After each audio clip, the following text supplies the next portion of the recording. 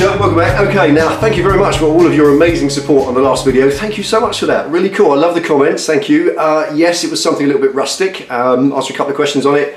A few of the common questions. Yes, the chain itself was a stainless steel chain. I picked that quite simply because most chain, if you look at it, is galvanized, so it doesn't rust. And a galvanized chain, you can't weld it. If you weld galvanized material, it gives off poisonous gas, pretty nasty. It's hard to grind a chain, to grind the galvanizing off first, so why not just use stainless? I went to B&Q, which is our version of Home Depot if you're in America, and they just sell it. They've got big buckets of it, you pull it out by the meter and you just chop it off. So a meter of that was £6, stainless steel welded chain.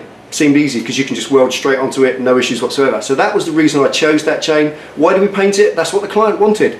Penny wanted it not to look welded and metal. She wanted it to look like it fitted in with its environment, with the glass on top, and you saw the picture at the end of the video. That's what she wanted. And I think with all these little projects, these little mini one-day projects, if they are going to be for someone else, I want to do all manner of different projects. I want to take on commission work. I've got lots of people lining up to do this sort of thing.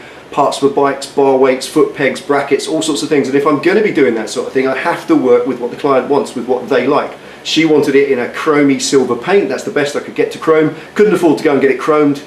No way. So ultimately that's where it ended up, and that's what it looked like at the end. Thank you so much. Really appreciate your support. You love that sort of thing. These little one video clip it projects, they're going to be coming a little bit thick and fast. I want to put them under the 9-minute threshold. If you've been watching YouTube a long time, right back to 2010 when I started watching Dan Bethel Brothers Hot Rod, there was always a 9-minute limit. All videos on YouTube were limited to 9 minutes and you had to bring them under that. So I want to, just for the sake of it, just for nostalgia, I want to bring these little mini projects under 9 minutes. So they're very watchable. The average watch time on a YouTube video is 6 minutes anyway. Doesn't matter if it's an hour long, it's only 6 minutes. So I think hopefully this will give us a little bit more watch time, a bit more saturation on the videos, and hopefully that's a good way forward for next year. Now we're not going to be doing only this. This is only going to be now and again. These little projects, fit them in on Sundays in place of the prize draws. So we're hoping this is a little bit more interesting than the prize draws. I know a lot of you don't watch them, you're not interested in them, so maybe that will bring a little bit more interest and diversity to the channel, which is what we're looking to do, to try and make us a little bit more wide audience, because out there the maker community is absolutely huge. One of the people I watch the most is Jimmy DiResta. I love the stuff he does. It's easy, it's rough and ready, it's well made, and yet at the same time it's cool, and I want to do something like that. I want to get into it myself. I think I've got most of the abilities I need, certainly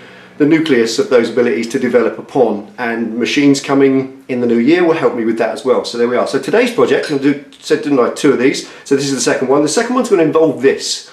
There you are, there's your.